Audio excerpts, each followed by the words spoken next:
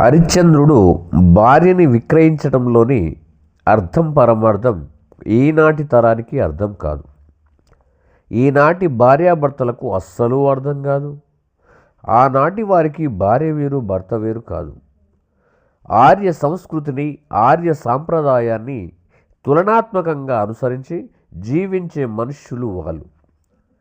హరిశ్చంద్రుడు కేవలం తన భార్యను మాత్రమే అమ్మలేదు అని నీచమైన చండాల దాస్యానికి అంగీకరించి తాను కూడా అమ్ముడుపోయిన హరిశ్చంద్రుని వ్యక్తిత్వాన్ని అపహసించటం హిందువులకు సిగ్గుచేటు కాదా?